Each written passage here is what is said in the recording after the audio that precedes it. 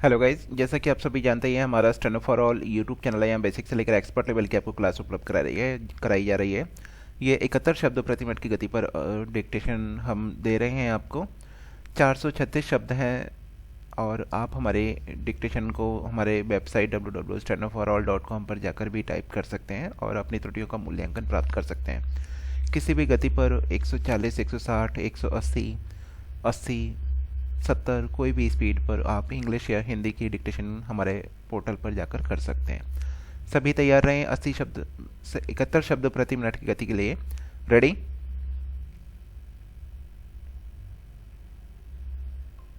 निसंदेह यह समझ आता है कि पंजाब सरकार अपना राजनीतिक उल्लू सीधा करने के लिए किसान आंदोलन को हर तरह से समर्थन दे रही है और यह भी किसी से छिपा नहीं कि उसने किस तरह उन किसानों के खिलाफ कुछ नहीं किया जो रेल पटरियों पर जा बैठे थे, लेकिन इसका यह मतलब नहीं कि वह उपद्रवी तत्वों से मुंह फेर लें।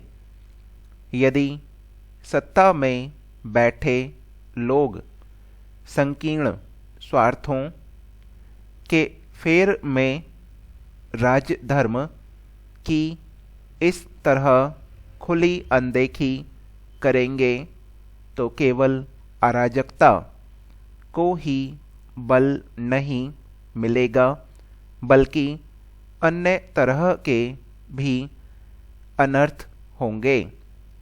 पंजाब में रिलायंस जियो के मोबाइल टावर उस शरारत भरे दुष्प्रचार के चलते निशाना बनाए जा रहे हैं, जिसके तहत यह कहा जा रहा है कि नए कृषि कानूनों से असली फ़ायदा तो अंबानी और अदानी को होने वाला है। अंबानी अदानी के खिलाफ आग उगलने का काम खुद राहुल गांधी की ओर से किया गया।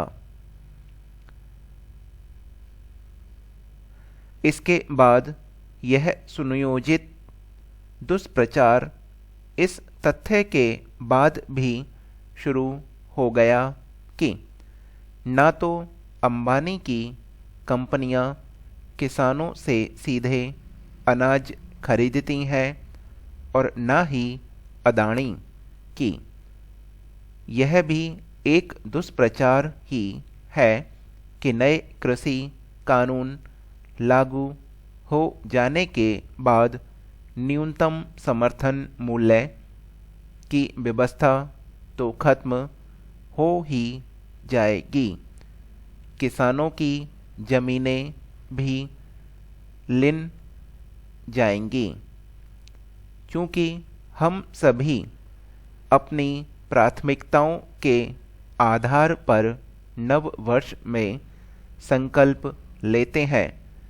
कुछ लोग प्रतिदिन व्यायाम का, कुछ ज़्यादा मेहनत का, कुछ सुबह जल्दी उठने का, कुछ व्यावसायिक प्रगति का, जबकि कुछ शराब सिगरेट छोड़ने का प्रण लेते हैं। इन सभी के साथ हमें आध्यात्मिक प्रगति का भी संकल्प लेना चाहिए।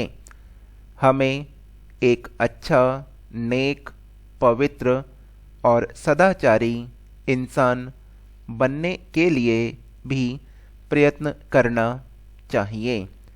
एक अच्छा, नेक व्यक्ति बनने के लिए हमें बाहरी दुनिया में नहीं, बल्कि अपने अंदर काम करना होगा। इसके लिए अपनी सोच और समझ को निखारना होगा। हम लोग दुनिया को एक दृष्टिकोण से देखते हैं। जैसी हमारी समझ होती है, जैसे संस्कार होते हैं, जैसी हमारी जिंदगी में कुछ घटना घटित हुआ होता है, वैसे ही हमारी सोच बननी शुरू हो जाती है। फिर उसी तरह से हम सोचना और समझना शुरू कर देते हैं। तो हम प्रभु से प्रार्थना करें कि यह जो हमारा दृष्टिकोण है वह खुले, ताकि सबको हम एक ही नज़र में देख पाएं। आखिर यह होगा कैसे?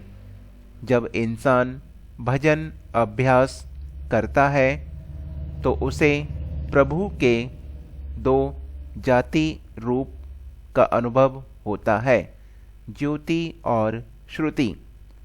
जैसे ही हमें यह अनुभव होता है, वैसे ही यह एहसास हो जाएगा कि जो प्रभु की शक्ति हम में काम कर रही है, वही दूसरे मनुष्यों में, जानवरों में और पेड़ पौधों में भी है।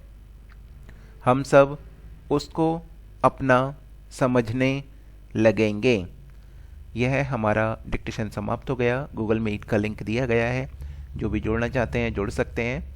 और मैं आपको फिर बता देना चाहता हूँ कि जो हमारी नियमित रूप से 9:30 बजे क्लास हुआ करती थी, अब सोमवार से 9 बजे हुआ करेगी।